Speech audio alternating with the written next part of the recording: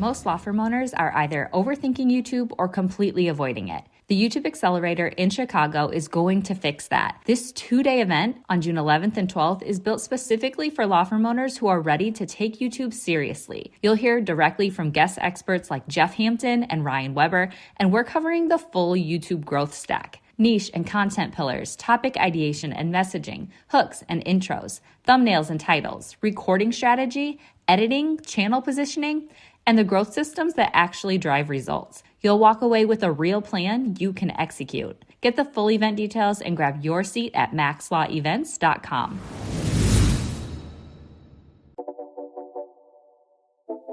This is Maximum Lawyer with your host, Tyson Mutrux.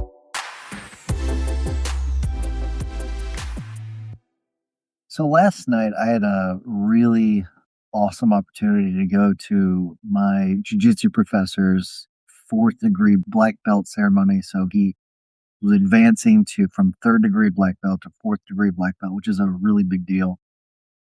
And it was such a cool thing because, it was a really big event. It was way bigger than I thought it was going to be. Everybody from our gym was there. There were people from other gyms. We had some really big time speakers that spoke. So his sensei, so we call ours professors, and he calls his person a sensei. So the person that taught him. So he was there, he spoke.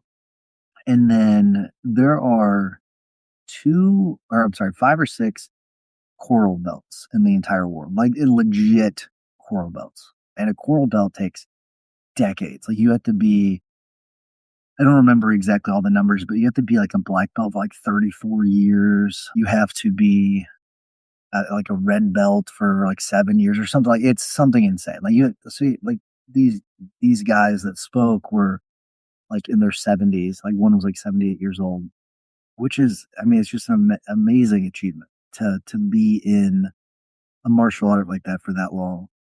It was really cool to hear them speak. And it was like, there's only 2 of them. Like it was like 2 of them out of like 5 or 6 in the entire world, which is an incredible thing. But that was like, those were like sort of the guys before him. What was also kind of cool is the guys after him spoke to, meaning like parts of his tree. So he had 2 of his black belts speak, and these are both guys so he had sold his first gym to his very first black belt in Brazil. And that guy's name is Professor Joe. He then, and apparently Professor Joe for a while was like not like getting paid in Brazil because of the guy that was above them. And so my Professor Lima, we call Professor Fabio. So his name is Fabio Lima. He's like, I'm gonna find a way. Told him I'm gonna find a way to repay you someday. And his way of repaying him was he was able to get him to the United States, and he opened a gym underneath my professor in Jefferson City, which is about 30 minutes from Columbia. And then one of his other black belts has taken over that original gym that Professor Fabio had opened. So, and there's all these parts of his tree that have sort of popped up, and have continued in his legacy. And it is, he's got a little son, Teo, who's, like 5 years old, really young. He was there and it was cool. And his wife was there and she spoke. And there were some people from our gym that spoke. It was such a cool thing. And it really got me thinking about like legacy for law firm owners. And when it comes to like founders, I don't know if we think about, I think we think about like personal legacy. I think that's something that as law firm owners we think about. But I don't think we think about it as, okay, what parts of our tree are sort of expanding and going out into the legal space? But also, like, if you compare like the legal space to something like the tech space, like there is someone to take over the company and carry the torch into the future for those companies, typically. When it comes to law firms, that's usually not the case. Like I seriously wonder what happens to Morgan & Morgan whenever John Morgan's gone. Now I'm guessing one of his sons takes over, but the way he runs things, I don't know. I mean, he runs it very much like a business. And so I wonder how many of you that are listening or watching, like how much do you actually think about that? Like passing the torch? Or is this something that when you retire or you die, God forbid, I mean, is the torch extinguished? Like, do you plan on passing the torch? Like, I completely plan on passing the torch. I don't know if it'll be to my kids. I don't, that's not the plan, right? My kids are going to do what they want to do. Okay. I am not going to put that on them. I know that. I do know that. If they want to come into the fold and become part of the firm and work their way up and then eventually maybe take it over, I'm okay with that. However, I want them to live their own lives. What I do want to do when it comes to passing torch, I want to build a business that's going to live without me. So when I die, it's going to keep going, and having survival mechanisms built in for if I crash my plane or if I get hit by a bus, I want someone to be able to carry on that torch and continue to operate. And so I wonder how many other people are like that. And the reason why this matters is because how you design your firm matters. It really does. If it doesn't matter what happens when you're gone, you're going to design your firm completely different. You just are. You don't need some of those. You don't need some of the things that you need when it comes to a law firm that is going to continue on. Like you don't need the succession planning when it comes to the firm. I mean, you do need some basic succession planning, especially if you're earlier in your career, but you don't need that long-term succession planning where, the firm continues on. Your succession planning is most likely firm closes down. What happens after that? What happens with all the cases? What happens with all the money? But definitely need more intense succession planning when it comes to your firm if you want to continue it on. That's for sure. So, jotted down some questions. Almost like I had for myself, but they're almost for you too. So I want to go through some of these because I think it's kind of a fun thing. Because in martial arts, lineage matters. All right, it does. It's a really really big deal. If you think about if you are into martial arts at all, you know who the Gracies are, the Gracie family, and I'd say there probably is a divide when it comes to the lineage, and some people who learn under Professor Carlos have a different feeling when it comes to if they learn under him. It just depends on what part of the family you're from, who you follow. There is like in my world, right? Gracie Baja and Gracie Hamida, two different gyms, two different philosophies. Like I'm Gracie Baja. There's another gym, Gracie Hamida, in Colombia that they seem to kind of go head to head quite a bit. And there's some other gyms too, where especially if you're listening to this, you're probably part of another gym and you have your own tilt and views on different things. But when it comes to, because in Jiu-Jitsu, people know they know who their instructor, they know who their instructor's instructor was. They know the entire chain of influence. But in law firms, do we even really talk about that?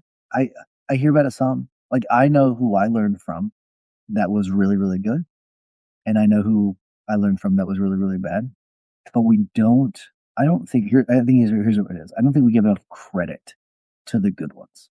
I don't think we give enough credit to the lineage and to the good ones.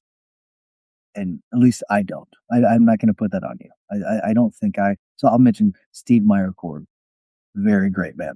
Someone that I learned from that really, really respect. Dorian Graham, another person. Really, really respect. Excellent attorney. So people like that I've learned from that I think are just amazing attorneys. That maybe we should do a little bit better, but it does make me wonder, why as a profession are we not more like jiu-jitsu? Not that we should be. I'm just wondering why we shouldn't. Another thing is what would law firms look like if we treated mentorship the same way martial arts schools do, where it's really kind of cool. And this was talked about last night too, where Like I will either get freaking almost choked out by someone, or I will, vice versa. I'll almost be choking someone out, and like we'll have a really vicious battle. The moment the clock stops and the buzzer goes off, we are like hugging it out. I'm talking the moment it ends. Even in the tournaments I've been in, someone I don't even know. It's not like we, walk away in our own corners and we are, pouty and we hate each other. We fist bump.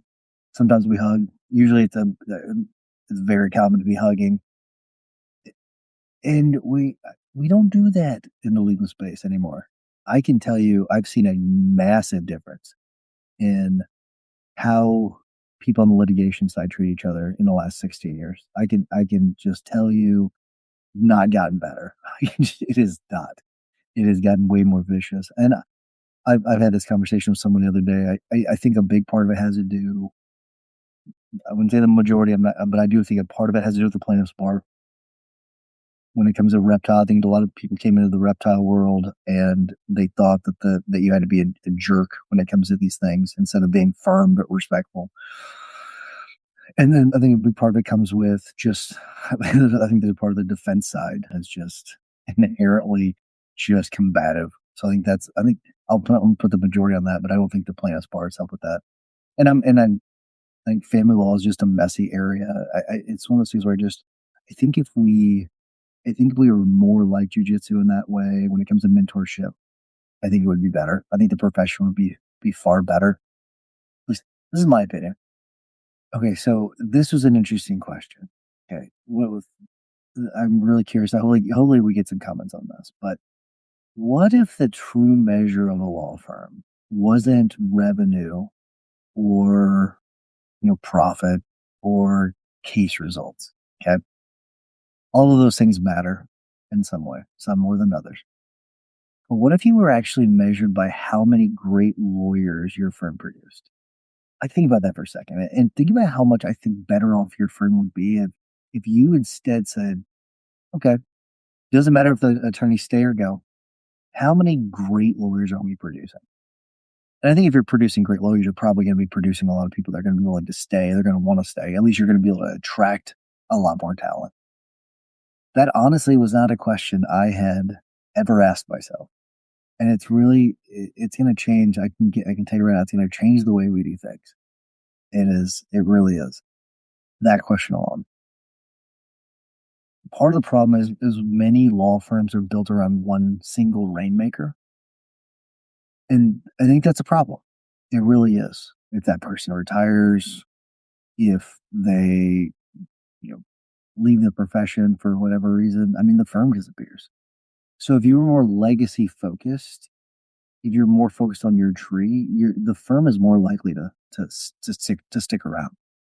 It'll survive the founder not being there anymore. It just will be, because you'll have someone to pass it on to, and people will be able to carry that torch for you.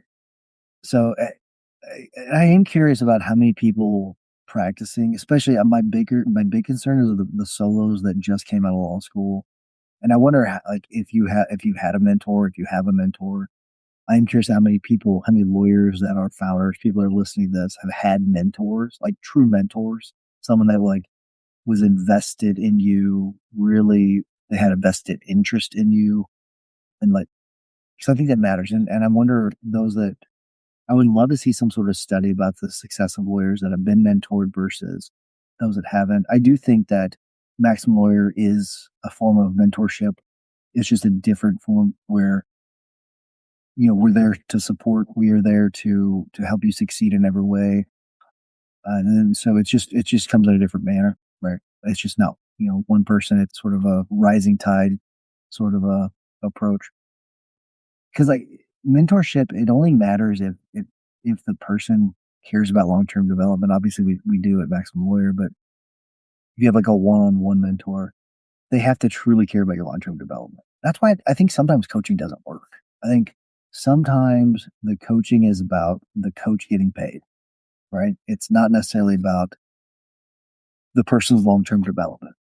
I think that's the reality of it sometimes. And so those of you that have had a coach, you've probably experienced that before. But for it to be truly successful, having a coach, having a mentor, they've got to they've got to care about your long-term development. This was not on my list, but I do something I thought about a long time ago. So think about if you thought about in like a 30-year mindset versus like a 3-year mindset, but then also what if you thought like a 200-year mindset? I think I've talked about this on the podcast before, but a lot of Japanese companies like Toyota, they think in 200-year horizons. So they design everything so that the company can last 200 years. That thinking is so beyond what we are used to.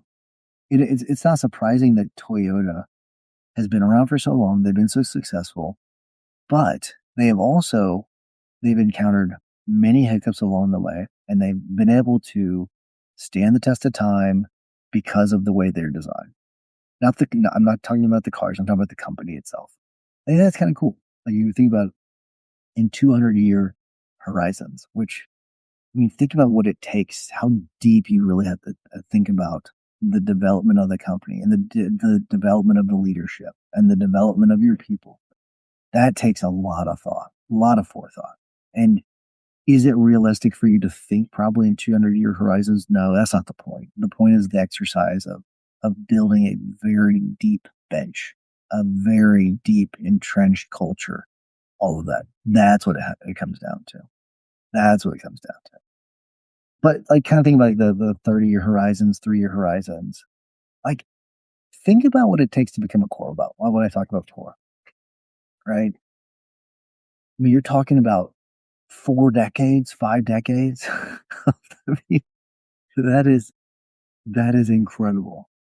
Like the system itself, it forces that long-term thinking. It's like there's a system built around it. Okay. In contrast, most law firms think in much shorter cycles.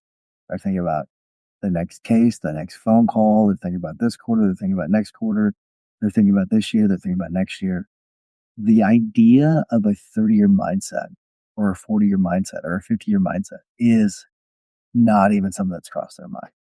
So I wonder what changes. So if you've never thought of that, like what changes when you start to think in a 30-year timeline? I mean, a lot changes, right? You're designing things so much differently. You're probably taking a step back. You're pausing, thinking, okay, does this case really matter? This case that it's okay, there's some good money here, but do I really need this case? Right? It changes the way you think about hiring employees. It changes the way you think about firing employees. It changes a lot of things. I think in a very good way, it slows things down, right? You stop to think, okay, how much does this really matter? How much is this going to matter in 30 years? I'm not going to remember this moment at all, right? That's pretty cool when you start to think about it like that, where to me, it relieves a lot of my stress. It really does. Like, so just have fun with me for a second. Like, imagine designing your firm the way a martial arts school designs, like belt progression. Okay. So you have these very clear development stages.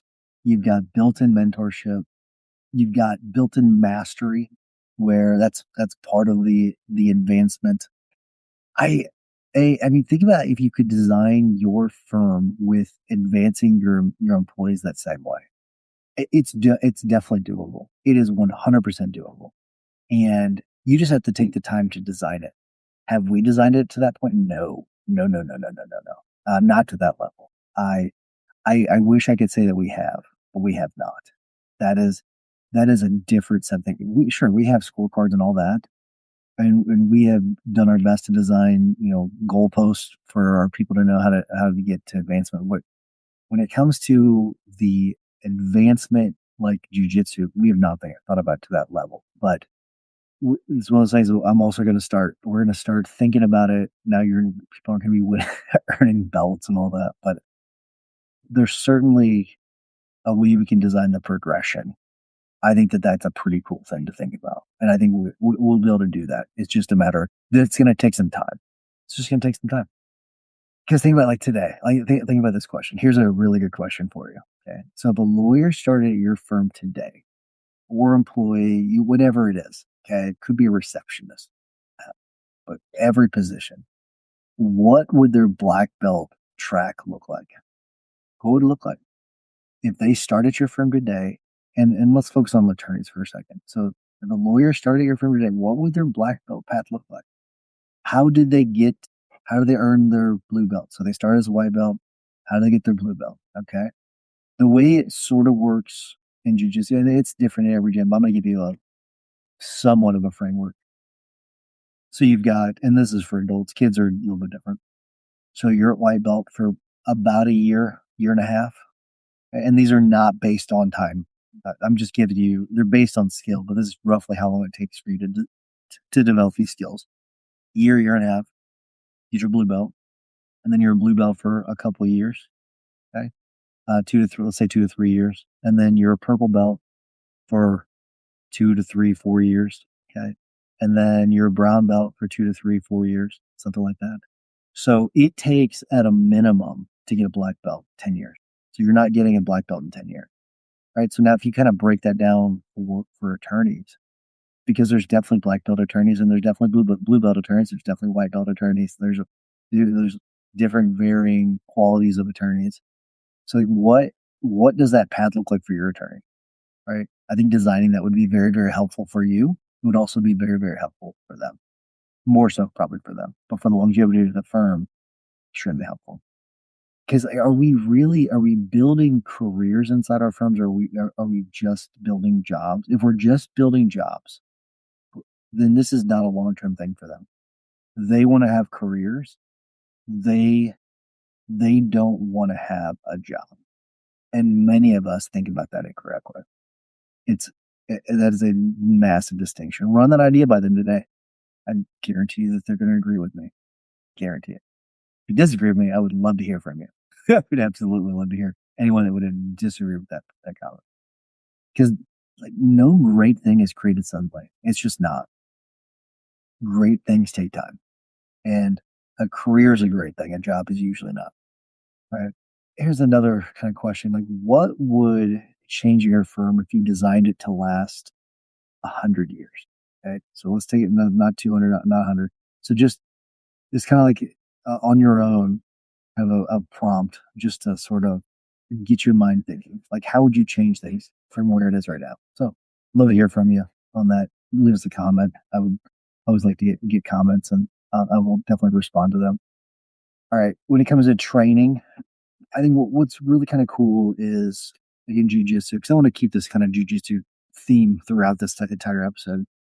What's really neat is, at least at our gym, every gym is going to be a little bit different, but at least at our gym, I remember there were people that were way better than me, and they wouldn't just submit me. What they would say is, I remember this guy, Shane. He was awesome. He would say, the guy is got 200 pounds on me, gigantic guy, full of muscle.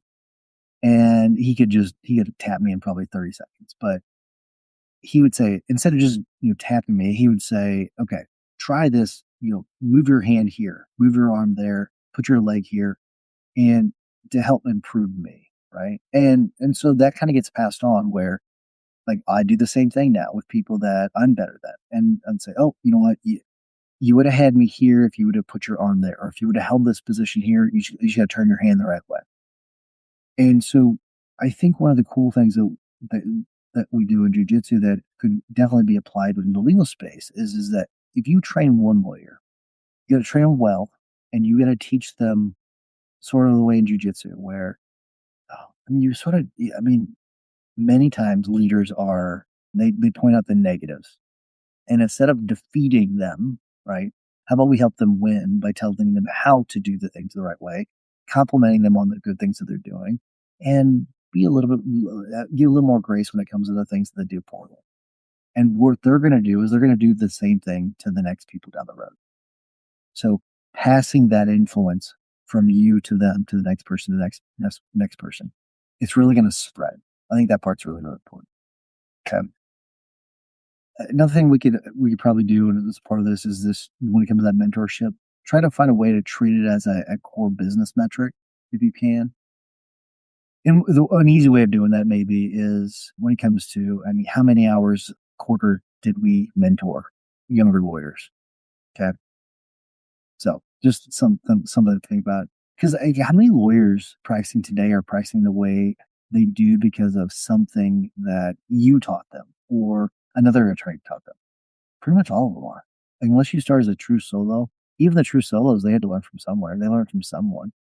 They Some of them may have written it in a book, but also they came from someone, right? Like think about that impact. That's a really big impact. Okay. So I would, if I were you, I would start kind of thinking about who's one lawyer in your firm you could start intentionally mentoring like this year, and really kind of think it through, think about who that might be. I think it would be, it's a really good way of starting. Because I mean, are we building law firms that revolve around us, or are we building firms that can exist without us? And it kind of goes back to earlier what I was talking about earlier. Most of us are creating firms that are revolving around us, and we've got to get away from that if we want to kind of get all that pressure off of us. But it also, that's part of it, is getting that pressure off of us. But if we want long term firms that can outlast us, we've got to make it where it doesn't revolve around us. So I am gonna wrap it there. I've got a lot, as usual. I've got a lot more that I had to cover, but I think I've got everything that I want to, because what I really want is I want you to be proud of your firm, and I want you to create the firm that you want. I want you to create the firm, even if it does revolve around you. That is completely fine. That being said, there's many lessons that we can learn from jiu-jitsu about passing on a legacy. So even if like I said, even if the firm does revolve around you, I'm sure you want to pass on some sort of legacy. I'm sure that it would be very nice for, in your profession, people have respected you. People, they said, you know what, Tyson, man, the footprint he left on this earth is powerful, right? That's something I would want. Right? Like, you don't want the opposite. You definitely don't. So I think it's something that I think it's something worth thinking about. I would love to hear your thoughts about it. Leave me a comment. It'd be great. Also, check out Becca's List. Becca's List is there for you. It's free. It's free to use. And so go there, leave a review, check out other vendors, find out who you like, who you don't like, who to avoid, and who is great. And give money to the ones that are great. That's all I would say. I'm not incentivized to tell you that. I'm just telling you, give money to the good ones, don't give money to the bad ones. That's just a basic principle that I live by. So. And then also, if you're interested in the association, check us out. Go to MaximumLawyer.com. We would love to have you. But thanks for watching, everybody.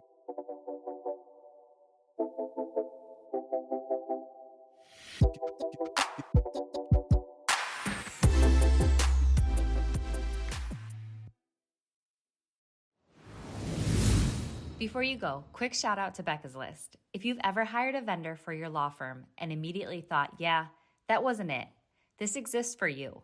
Becca's List is a curated list of companies that work with law firm owners. No paid placements, no random recommendations, just real reviews from law firm owners who have already learned the hard way. If you want to see what's working for other firms and help us grow Becca's List to the largest place for law firms to find trusted answers, head to beccaslist.co and leave your first review today.